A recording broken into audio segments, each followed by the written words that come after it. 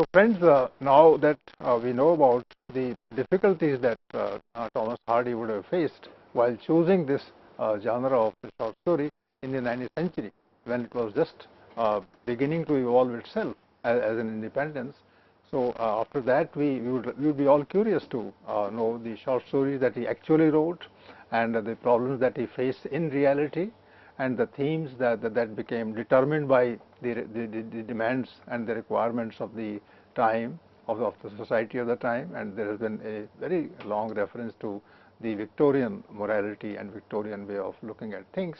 So now we would expect Professor Bajaj to give examples of the problem as it crystallizes in the actual writing of the short story. So Professor Bajaj, begin. Yes, thank you, Professor Prakash. So I was discussing stories by Hardy and trying to give you a sense of what kind of stories was he writing. So Hardy actually depicted, in the absurd and the uncanny also in his stories. He depicted and there you also found dark humor in some of the stories. Add to this, he showed there was always this fascination with the bizarre and the supernatural elements in the stories that you see that he has written, and these are they constitute an important aspect of the stories. As I mentioned earlier, add to this, he builds up on the folklore and the legends of the time, the superstitious tales that constitute and project the cultural milieu of England. But you see, I want to begin my discussion with an understanding of what is Hardy's understanding of the short story art, and whether he understood it as a distinct art and not just a tale that was unusual and people interesting in that tale. That's one way of looking at it. Just make the tale unusual and the people interesting, and that's about it. And but whether Hardy adhered to this, and whether he believed that that was it.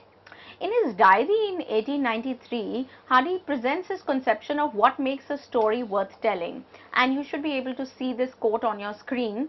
A story, and I quote, "A story must be exceptional enough to justify its telling. We tale-tellers are all ancient mariners, and none of us is warranted in stopping wedding guests, in other words, the hurrying public, unless he has something more unusual to relate than the ordinary experience of every average man and woman." The whole secret of fiction and the drama in the constitutional part lies in the adjustment of things unusual to things eternal and universal. The writer who knows exactly how exceptional and how non-exceptional his events should be made possesses the key to the art. Unquote. This is, of course, from the biography of Emily Florence Hardy. But what I want you to look at one or two things here about the short story, right? That Hardy felt defined the story. He's not talking about the short story, but he's talking about any story. And for him, the story must be exceptional enough to justify its telling. So there has to be something more than just the ordinary, right? And that it should it has to stop the wedding guests or the reading public for a reason, to show them something unusual and relate than just ordinary experiences of everyday life and average man and woman. So something extraordinary has to be put in the ordinary, according to Hardy, right? In any story for that matter, that there has to be some sort of an extraordinary angle there in any ordinary experience. And the whole secret of it lies, the whole secret of fiction or story lies, he says, in the adjustment of things unusual to things eternal and universal. What are these things unusual to things eternal and universal? How would you look at this? Well, universal is actually there also in his novels, and he refers to that, and there are symbols there. But I think here, as you rightly point out, he specifically uses them to the effect of the short story. So they are a part of Hardy's imagination in general. He thinks of nature, he thinks of the manifestation of nature in humans' behavior. All that is there. and he is a dark genius for that purpose itself, because he is not able to explain many things in rational terms, and therefore he goes to it. So I agree with you. So you see, he's trying to add the unusual to things which are eternal and universal, in the sense that of human character, of human nature, for instance, or human life, of living as such, which, so human suffering, certain emotions which are always there, of love, of suffering, of other things. So there are certain universal emotions, right? And there are certain eternal truths, and yet to be able to adjust things unusual to these eternal flow of life, to this eternal flow of life, to add that unusual is what I think he's saying a short story writer must have. And why I'm focusing on the unusual aspect of it here is because, you know, in his short story The Withered Arm, which is from the first collection, The Wessex Tales, published in 1888, he uses a very exceptional and bizarre element which is at the center of the story. And let me also take the viewers to this story as such. In the story, Hardy actually blends the realistic with the supernatural. The real life stories of people are affected by what goes on in the mind of characters. Now, it's very interesting that a character, for instance, in The Withered Arm, a character dreams something and dreams that she has harmed another one, and in reality, she finds that that person is harmed. You know, so to make that kind of a connection, of course, you could say that he's going into occult and he's going into other supernatural elements, and yet what I'm trying to say is he's extended the scope of realism to include dreams in it. In Hardy's fiction, dreams become realistic. Dreams become important indicators of the character's mental states, but they're not just they're not just passive elements that remain in the character's mind. Dreams see fruition. Dreams which we otherwise take to be unrealistic or just imaginary, and we forget about them. In Hardy, in this particular story, The Withered Arm, dreams are not as inconsequential. They become real and have the ability of changing the lives of characters. What do you think of that? No, you made me curious also about this character who is doing it unto himself. Is it a man or a woman? It's a woman. Okay, let me give you the plot also of this story that perhaps will make things better and clear. So the plot recounts a tale of a young wife's physical affliction, and apparently caused by the witchful powers or the witchly powers of her husband's erstwhile woman or beloved, right? So the erstwhile woman in a dream actually sees that the young wife, her erstwhile lover's young wife, is sitting on her chest, and she holds on, grasps the arm of this young woman and throws her down the bed. When she wakes up and she sees this young girl has finger marks on her left arm, and she thinks that this is exactly what I did in my dream to this girl, and in reality this girl is struggling with the pain in her arm, and she doesn't know how she got it. When the older woman who was in love with the husband, not married, the younger wife is married to the husband, when she asks, the older woman asks the younger woman, how did it happen and when did it happen, she is shocked to know the exact time and night of her dream. That it's when she had the dream, and in her dream she harmed this woman by taking hold of her left arm and throwing her off. And it is at this point that she says that she experienced a sharp pain in her arm, and since then she's been feeling this pain, and it's almost infested, so much so that her left arm becomes paralytic and she loses her energy, or she's not able to cure that arm. So look at the connection that is made. And then of course Hardy is using a lot of popular imagination, popular imagery of the time. Again, I often thought that he brings in these conjurers, that there is this girl who thinks that she should go, she's been to doctors and nobody can help her. She finally goes to a conjurer, and the conjurer shows in a cup the face of the person who might have caused it, and she's shocked to see that the person who she thought was a friend, the older woman, turns out to be the perpetrator of all her problems. And she keeps going back, and the conjurer tells her other cures. So what I'm saying is she's driven to extremes, this young girl, because she's trying to gain back the love of her husband, who already thinks that her devil has possessed her, because the marks on her left arm, they are very unnatural. and they don't look like any sort of a problem, medical problem, but rather as something which has been done by a devil or a witch. So you see how he's evoking witchcraft. But again, coming back to the question of marriage, you know, that she says, I would not mind it so much if my husband had still loved me the way he did, but he doesn't love me anymore because he thinks that I have been cursed by a witch. You know, so how the societal gets entwined with this kind of the supernatural occult. One or two questions. Are these characters from the villages or are they from the towns? Yes.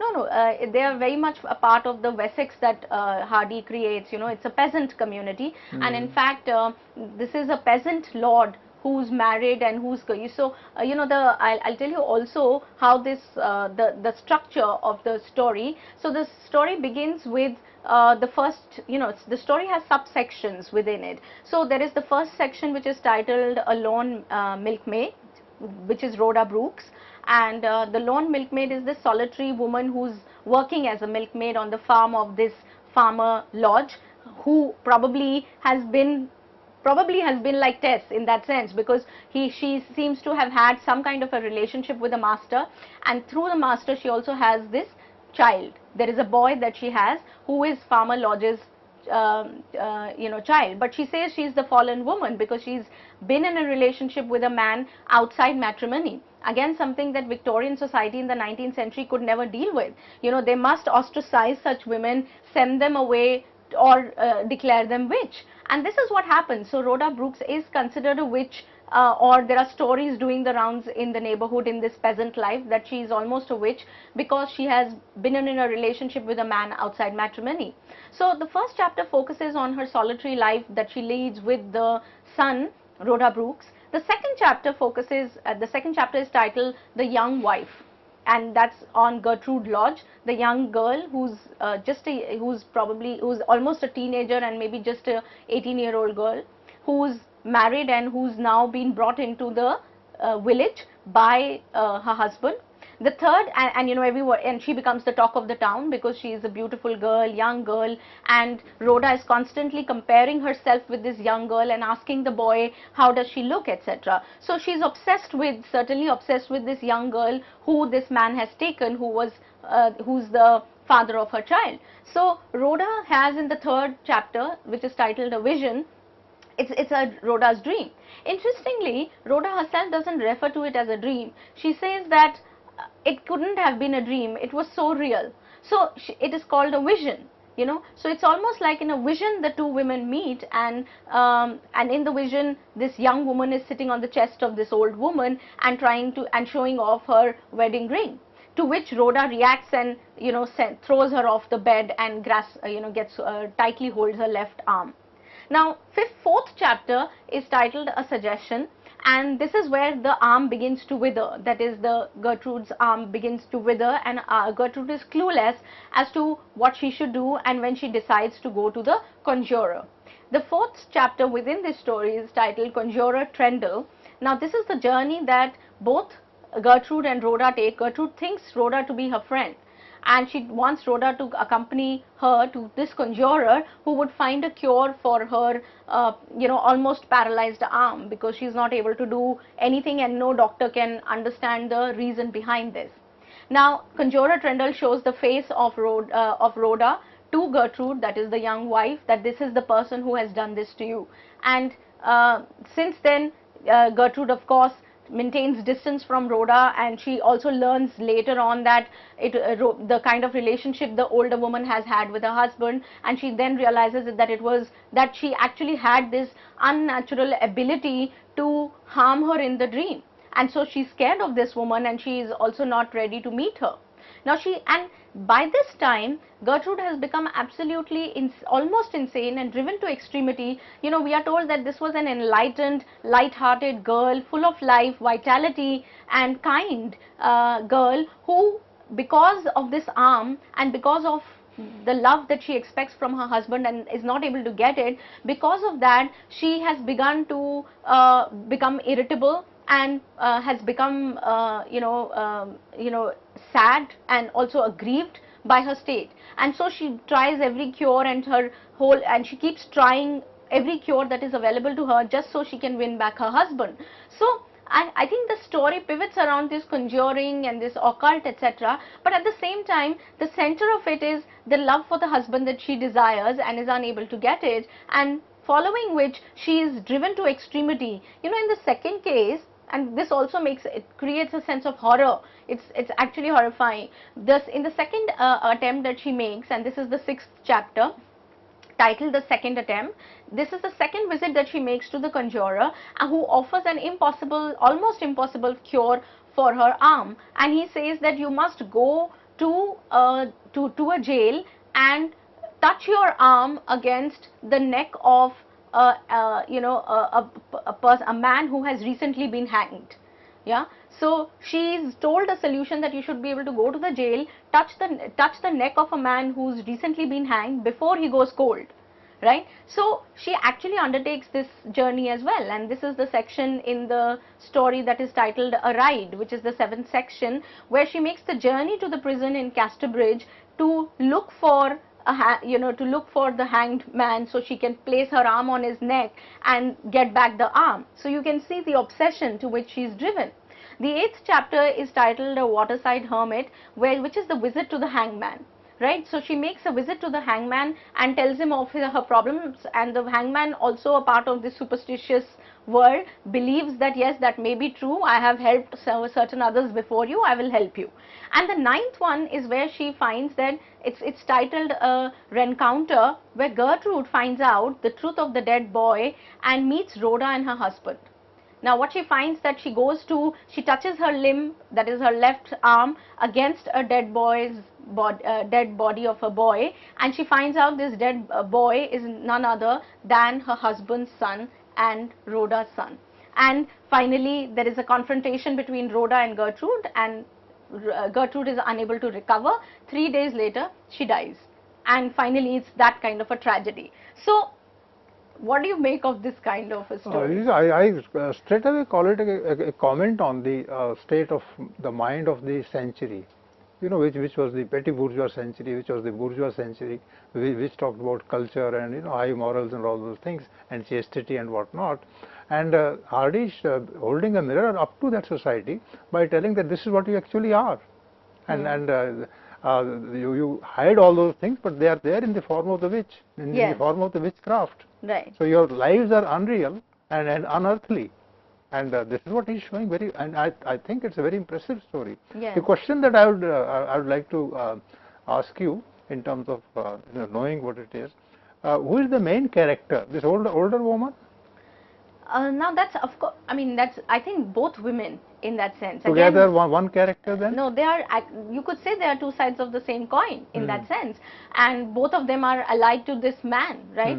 But I think it is because the story begins with the older woman and she is the lone milkmaid from the beginning, and ends with her. She's the only one who's living in the story. She's the main character. She's the main character who has lived to love a man, to have a child by that man, and then being turned into a witch. Now that's what I'm saying. You see, there is a problem, that there is a central character, unlike Hardy's central characters, who are generally, they are, in that sense, even when they fall, they are not corrupt characters, or they are not characters who are in any way questionable.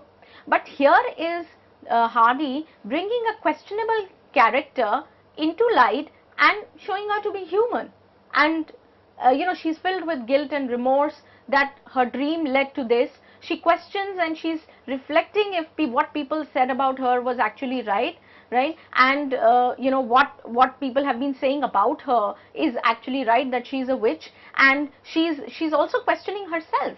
So she's maddened by that and suffocated by the life that she leads, and she has borne ill will to another woman, but knowing that the other woman has been kind to her, she's also felt a sense of remorse and guilt.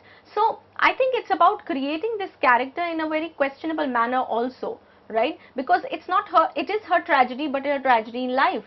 Gertrude is of course purely tragic, because here was a young girl who was cursed by this older woman, and she had to live with a paralyzed arm, live in a loveless marriage, and driven to extremity, so much so that she died on the way. So it's purely her tragedy, because it's her death, that is Gertrude's death. But really speaking, it is Rhoda's tragedy as well, who has been locked in this system and has been cursed to live through that system. Because of her body constitution, she is not a frail woman like Gertrude. She's a strong woman. So death is deliverance, and living is death. Yeah, both. Yes, in that sense, yes. So I think that I'd like to use that quote also here. Rhoda actually faces this question unto herself in the story, and I'd like to bring this quote out. She says, "Oh, can it be so," she said to herself, "that I exercise a malignant power over people against my own will." She knew that she had been slyly called a witch since her fall, but never having understood why that particular stigma had been attached to her, it had passed disregarded. Unquote. So the fact that people have been calling her a witch slyly, and this in a way makes her question that perhaps she does have this kind of a malignant power to be able to cause harm to people through her imagination and through her dream.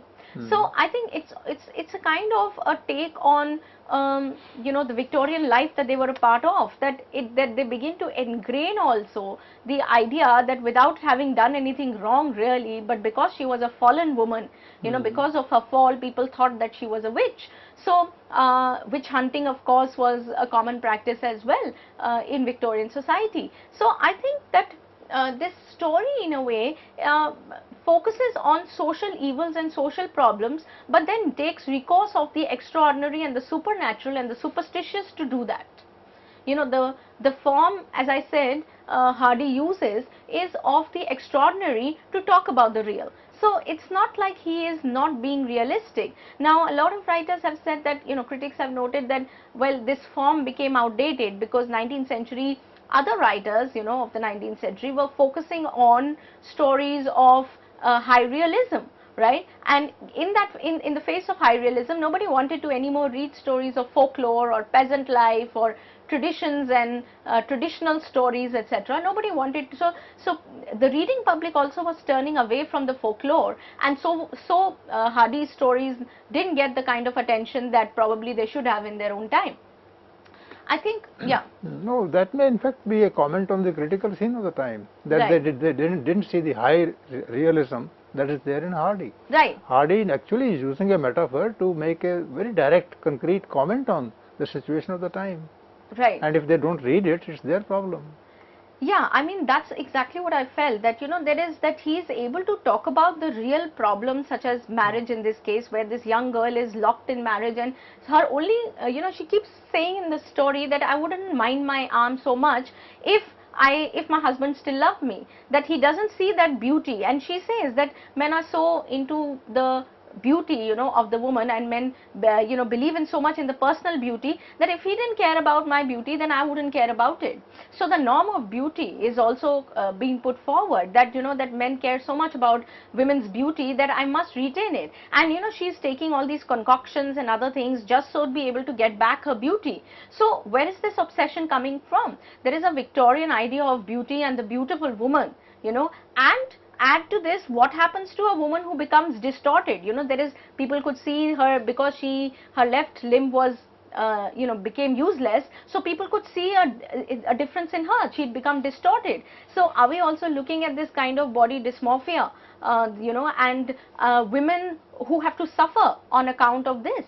So of course it wasn't her choice, and it's not like she had any role to play in it, but it is the male gaze that is constantly also determining her life. If a husband looked at her with love, she says, I wouldn't mind my arm so much. But because she knows that there is a kind of a deep gap between the two of them, that she wants to fill it by getting back her beauty.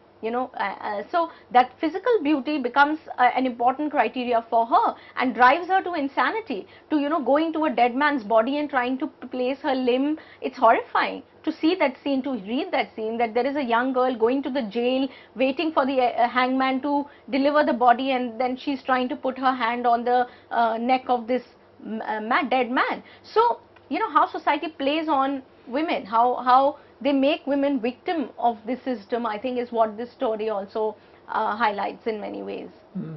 No, I would definitely say that initially, as you pointed out, Hardy is a precursor to the 20th century in so many different ways. One way that is suggested was the magic realism. Right. There is another way, and perhaps connected with what you say, is the avatar of feminism. Because all these questions that you raised, I was comparing the language also there. There is violence, there is loneliness, there is absurdity, and there is the body consciousness which is taken away from the mind of the woman, etc. All these things have been taken up by the there is that book called Female Eunuch, and that kind of a thing is suggested here.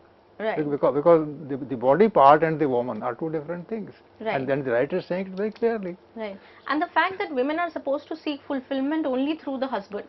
Yes. You know, in the 19th century, and if they are not able to find that fulfillment, you know, through matrimony, through the husband, and through delivering a child. So Gertrude is also not able to give a child to Lodge, and therefore, you know, that also contributes to the distance between the two. So I think the role and the purpose of women as pleasing to the husband and as a mother to the child, both these things, the moment Gertrude is not able to fulfill that, she's taken off, she's off the mind of the man. So in a way, her life's purpose and role comes to naught. She doesn't know what to do with her life. If it is not her beauty, then what would she do? If she is not able to have a child, then of course there is nothing else for her to do. So I think it is out of desperation that she keeps going to the conjurer and to find a cure for the arm that is there. Of course, the first part of it is is all that gothic element about it, you know, that there is a sort of a witch and a monster who's done it. But once you go beyond the part of who did it, then you know this life, once it is done, you know that she cannot find fulfillment as a person within her own self or with a living with another person, but as a beautiful object of desire for the man. And unless she's that, she's nothing. So friends, that's a correct conclusion of the argument that Professor Bajaj has presented for us, and this lecture should be also an eye-opener with respect to the contribution of Hardy to short fiction in the 19th century. Thank you.